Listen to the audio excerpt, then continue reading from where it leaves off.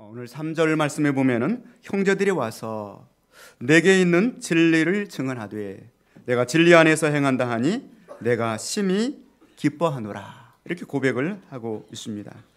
요한 3서는 바로 사도 요한이 기록한 말씀이라고 말씀을 드렸습니다.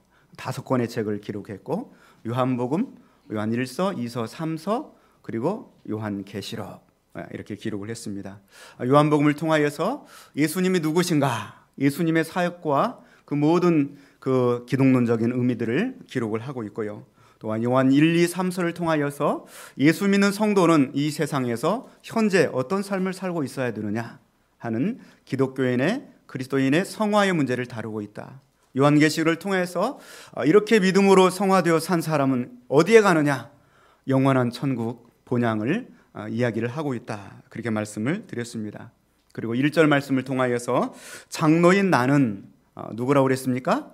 바로 이 사도 요한 자신을 가리켜서 가요에게 쓰는 편지다. 가요는 기쁨과 희락이라는 뜻을 가지고 있고 그때 당시에 교회의 어떤 리더였다, 이렇게 생각을 하시면 되겠습니다.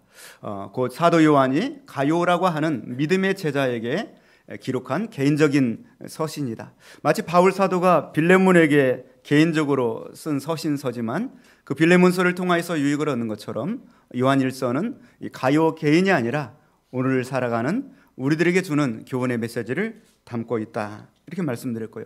가요가 누구냐? 그때 당시 아주 흔한 이름이었다. 마게도니아 사람 가요도 있고 더베의 가요도 있고 또 이 바울 사도가 고린도에 머무른 동안 주방장 역할을 하면서 먹을 것을 공급한 가요도 있었다.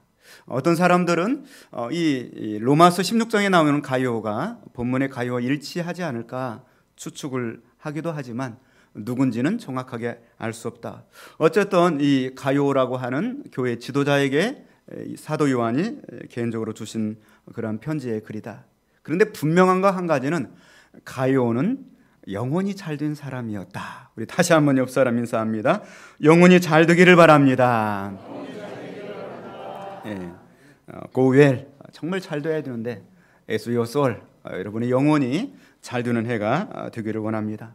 영혼이 잘 되지 않으면 세상적으로 아무리 잘 돼도 불안해요.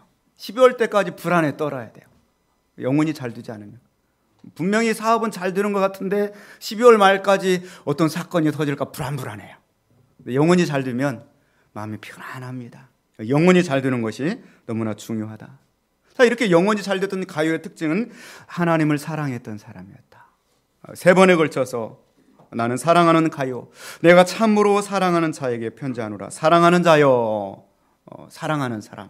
올 한 해 동안에 그래서 우리가 하나님을 사랑하고 또 목회자를 사랑하고 또 성도들을 서로 사랑하면서 그렇게 우리가 생활을 할 수 있기 원합니다. 예수님께서도 부활하시고 나타나셔서 베드로에 가장 먼저 질문했던 것은 내가 나를 사랑하느냐, 이렇게 질문을 했습니다. 오늘 예배 시간에도 내가 주님을 사랑합니다 고백하는 그런 예배의 시간이 되기를 원합니다.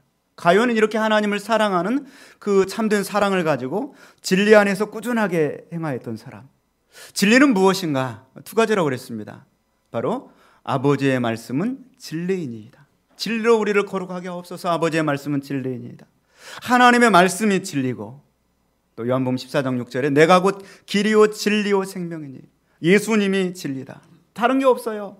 하나님의 말씀을 붙들고 예수 그리스도를 붙들고 그리고 꾸준하게 in the truth, 진리 안에서 to work, continue, 꾸준하게 그 길을 걸어가는 것, 그것이 가요의 삶이고 또 우리들 교회가 올 한 해 동안에 걸어가야 될 길이고 또 우리가 걸어가야 될 길이 되는 줄로 믿습니다. 그 결과로 가요가 누렸던 것은 지금 영혼이 잘 되고 있다. 지금 영혼이 잘 되고 있다. go well. 지금 영혼이 잘 되고 있으니까 올 한 해 동안에 범사가 잘 될 것이다. 강건할 것이다. 이렇게 말씀을 드렸습니다. 자, 오늘 지난주에 이어서 이 부연에서 계속해서 말씀을 드립니다. 올 새해에는 그 어느 것보다도 우선해서 여러분의 영혼에 관심을 갖는 해가 되기를 원합니다. 우리 옆 사람과 다시 한번 인사합니다. 영혼에 관심을 가집시다. 사람은 몸과 영혼으로 구성되어 있어요. 그래서 우리 육신도 중요하지만 사실은 우리 육신을 지탱하게 하는 것은 영혼입니다. 아무리 건강하고 튼튼해도 영혼이 떠나가 버리면 그 육신은 죽었다. 죽은 사람이다. 그렇게 표현합니다. 곧 우리가 영혼이 깃들어 있기 때문에 지금 이렇게 살아서 움직일 수가 있는 것이죠. 마태복음 10장 28절에도 예수님 그렇게 말씀하십니다. 몸은 죽여도 영혼은 능히 죽이지 못하는 자들을 두려워하지 말아라. 그러나 아무 능력이 없다. 그러나 능히 몸과 영혼을 지옥에 멸하실 수 있는 이를 두려워하라. 우리 몸과 영혼을 주관하시는 분은 누구다? 하나님이시다. 여러분의 육신의 상전들, 그분들이 할 수 있는 것들은 아무리 여러분을 괴롭혀도 여러분의 육신, 여러분의 영혼을 주관하실 수 있는 분은 오직 하나님이신 줄로 믿습니다. 이 영혼이라고 하는 것은 성경에서 보면 우리 마음, 정신, 혼 여러 가지 용어로 표현하고 있습니다. 눈에 보이지 않지만 존재해요. 그리고 존재할 뿐만 아니라 우리에게 있어서 가장 중요한 부분이 육신보다는 어떻게 보면 영혼이, 보이지 않는 영혼이 더 중요하다.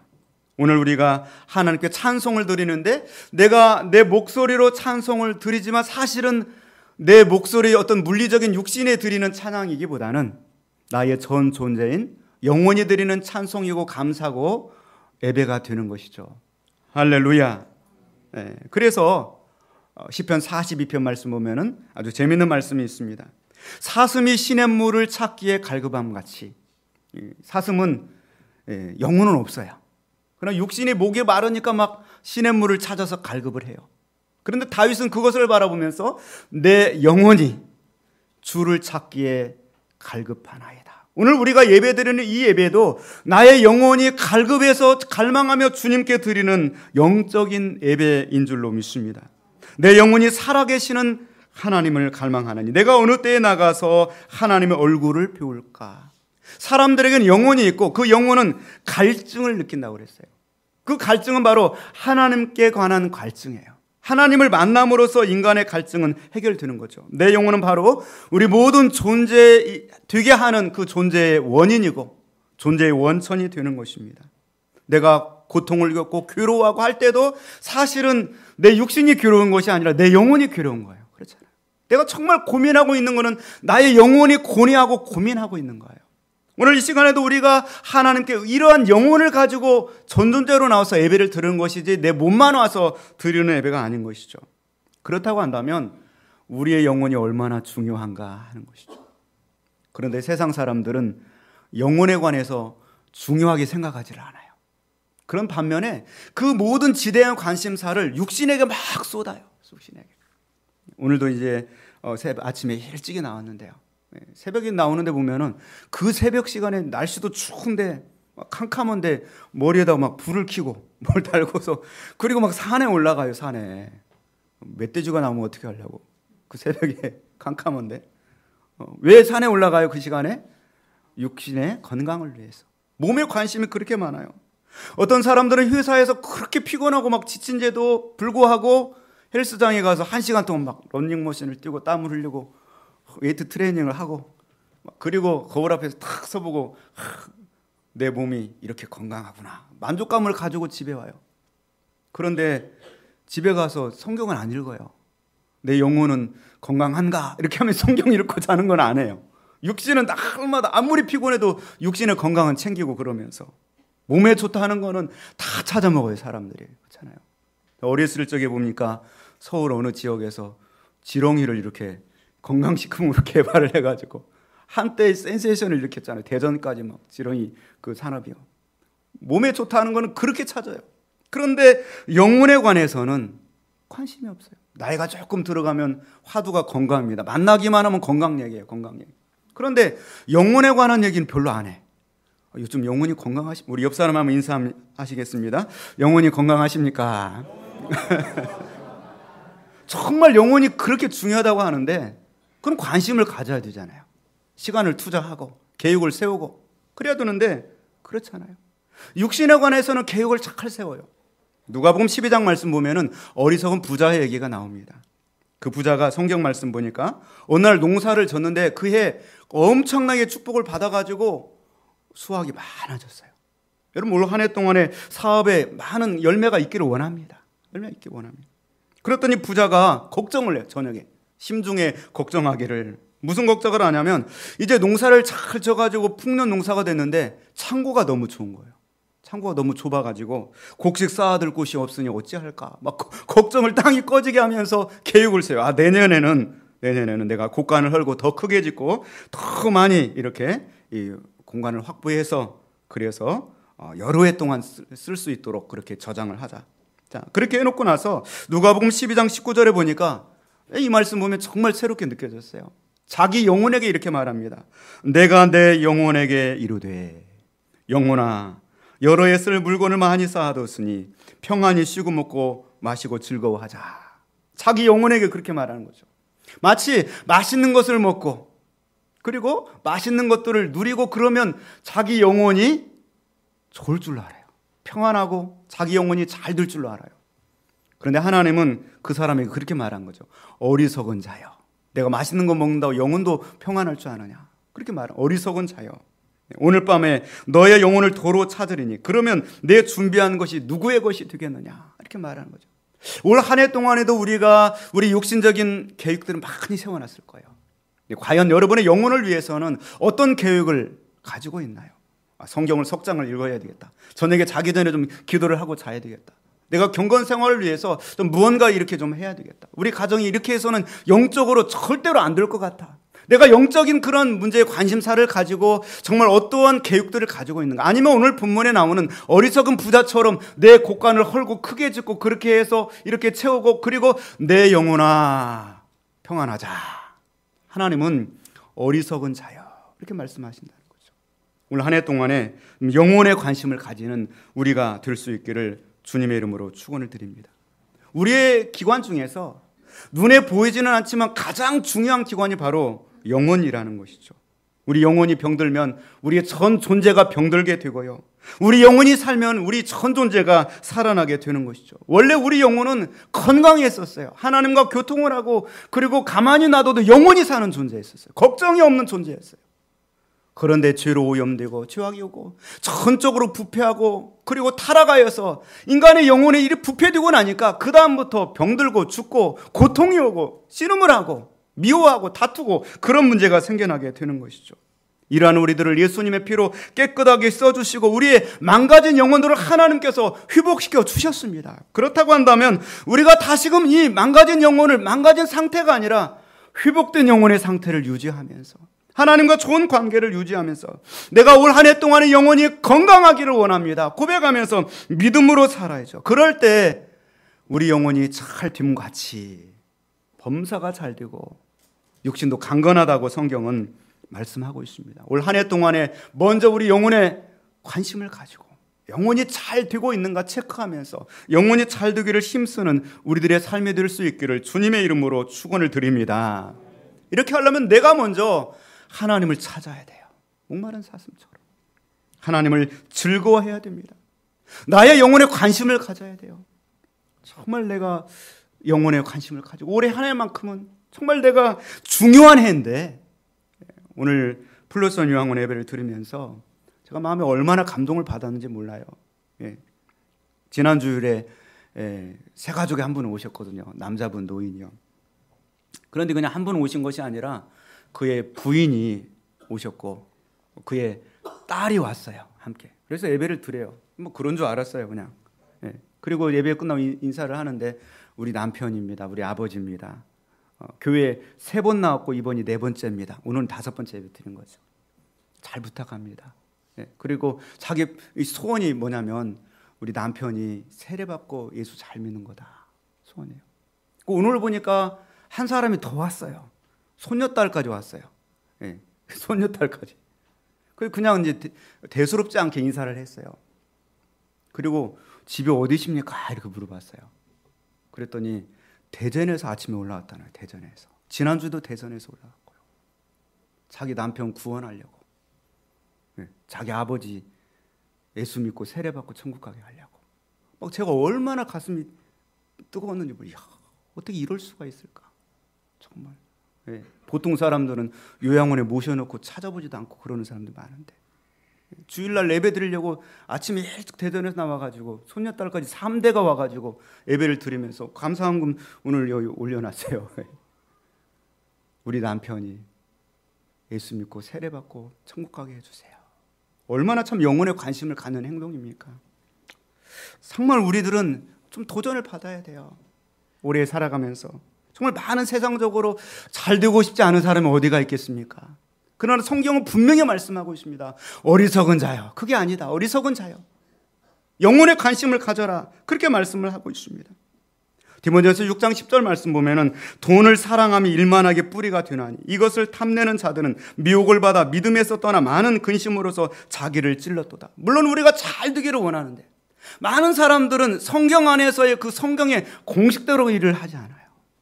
올 한 해 동안에 하나님보다 재물의 마음에 두지 아니하고 정말 하나님께 마음을 두고 하나님을 즐거워하면서 욥은 그렇게 고백했습니다. 내가 언제 금은보화의 마음이 흔들린 적이 있었느냐. 오직 하나님 앞에서 흔들림이 없이 하나님을 즐거워하면서 새해는 내 영혼이 잘 돼야 된다. 내가 영혼에 관심을 갖고 살겠다. 우리 가족의 영혼의 문제를 내가 생각하는 해. 그런 새해가 될 수 있기를 주님의 이름으로 축원을 드립니다. 인생을 살다 보면 늘 건강한 것만은 아닙니다. 건강할 때야 하나님 감사합니다. 축복입니다 하지요. 그런 나이가 들어가면서 병들고 내가 원치 않는 사고를 당하기도 합니다. 그러나 그 어떤 상황 속에서도 내 힘으로 할 수 없는 무기력을 고백하면서 오직 하나님의 은혜로 내 인생은 살아갈 수 없게 밖에 없게 하나님이 만드셨습니다. 그렇게 고백하며 살아가야 되죠. 그렇게 한다면 반드시 하나님은 우리를 붙들어 주실 것입니다. 여러분, 태양은 언제 뜹니까? 가장 캄캄할 때 떠요. 그렇잖아요. 초저녁에 안 떠요. 내가 가장 힘들고 어려울 때, 그때 내가 가장 연약할 때, 그때 하나님은 다가오셔서 내 손을 잡아주시고 나 영혼을 붙들어 주시는 것이죠. 올 한 해 여러분 형통한 일을 만날 때도 영혼에 관심을 가지고, 어려운 일을 만날 때도 영혼에 관심을 가지고 오직 하나님을 붙들고 하나님을 바라보면서 하나님을 갈급하면서 믿음으로 생활하기를 바랍니다. 우리 학생들은 공부하면서 책갈피에 예수님을 사랑합니다 이렇게 좀 기록해놓고 책장을 넘길 때마다 예수님을 사랑합니다. 예수님을 사랑합니다. 지혜 주십시오. 우리 사랑하는 우리 회사원들은 컴퓨터에다가 예수님을 사랑합니다 기록해놓고 출근하면 탁 바탕화면 예수님을 사랑합니다. 그러면 딴짓 하지 않잖아요. 예수님을 사랑합니다. 내가 예수님을 사랑하면서 오늘 하루도 살겠습니다. 우리 주부들은 싱크대에다가 예수님을 사랑합니다 써놓고 설거지를 하면서도 때로는 불평이 나올 때도 예수님을 사랑합니다. 그렇게 살아야죠. 그래야 영혼이 잘 되지 않겠습니까? 제가 지난주 히브리서 말씀을 보면서 참 굉장히 새롭게 다가온 말씀이 한 구절이 있어요. 예. 그 내용은 뭐냐면 히브리서 13장 9절 말씀입니다. 제가 읽어드립니다. 여러 가지 다른 교훈에 끌리지 말아라. 여러 가지 다른 교훈에 끌리지 말라. 마음은 은혜로서 굳게 함이 아름답고 음식으로서 할 것이 아니니. 이렇게 되어 있어요. 이 마음이라고 하는 단어는 영혼이라고 하는 단어와 교차적으로 사용돼요. 영혼은 음식으로서 함이 아름다운 것이 아니라 영혼은 은혜로서 함이 굳고 아름답다. 할렐루야. 은혜를 받아야 내 영혼이 굳세워져요. 은혜를 받아야 내가 강건해져요. 올 한 해 동안에 여러분 은혜를 받으시길 바라요. 은혜를 사모하시기를 바랍니다. 내 육신이 음식을 먹어야 사는 것처럼 나의 영혼은 은혜를 받아야 사는 거예요. 은혜로서 굳게 함이 아름답고 그렇게 말씀하고 음식으로서가 아니다 이렇게 말씀하고 있습니다. 올 한 해 동안에 나의 속사람이 나의 영혼이 하나님이 주시는 은혜로서 굳건하여지고 하나님 바라보실 때 아름다워지는 그러한 새해가 될 수 있기를 주님의 이름으로 축원을 드립니다. 우리 교역자 수련회를 또 여러분 많이 기도해 주셔서 강원도 이렇게 포천 오군단 이 숙소에서 이렇게 잘 보내고 그리고 최전방까지 이렇게 투어를 하고 왔습니다. 제2땅굴도 이렇게 들어가서 실제로 북한군이 딴 땅굴을 한 5년여 만에 간 것 같아요. 그래서 우리 교역자들 또 우리 사모님들도 함께 가서 돌아보고 극기 훈련을 이렇게 하고 왔어요. 최전방에 가서 북한 땅을 내려다보면서 평화 통일을 기원하고 또 뭐 그쪽 지역에 보니까 신정부가 들어서 새롭게 이제 북한 땅으로 가는 그 철도를 연결하려고 뭐 공사하는 그러한 것들도 세워놓고 완전 변화들이 많이 일어나고 있더라고요. 거기에서 북한 평강까지 7km 열차만 연결하면 금강산도 갈 수 있고 평양도 가고 저 유럽까지 그 길로 뻗어나갈 수 있다는 이런 소리를 듣고 그랬습니다. 여러분 정말 올 한 해 동안에 내 영혼이 잘 되고 범사가 잘 될 때 하나님께서는 역사를 주관하십니다. 우리 자녀들의 미래도 주관하시고 우리 교회의 미래도 하나님이 주관하시는 줄로 믿습니다. 더 영혼에 관심을 가지고 은혜를 사모하면서 나의 영혼은 나의 속사람은 은혜로서 굳건해지고 스트렝센 이렇게 되어 있어요. 강하여지고 그리고 은혜로서 내가 아름다워진다. 하나님 보시기에 아름다워진다. 그렇게 말씀을 하고 있습니다. 오늘 3절 말씀에도 형제들이 와서 내게 있는 진리를 증언하되 내가 진리 안에서 행한다 하니 내가 심히 기뻐하노라. My great joy. 하나님이 가장 기뻐하는 것은 바로 우리가 영혼의 관심을 가지고 그리고 진리 안에서 예수님을 사랑합니다. 주님의 말씀을 사랑합니다. 그렇게 생활해 나갈 때 그 진리의 삶이 나의 영적인 근육을 강화시켜주고 나의 영혼의 화장이 되어지고 내 마음을 강건하게 하고 그렇게 하는 것이죠. 디모데전서 4장 8절 말씀 보시면 육체의 연단은 약간의 유익이 있으나 경건은 범사에 유익하니 금생과 내생의 약속이 있느니라. 그렇게 말씀하고 있습니다.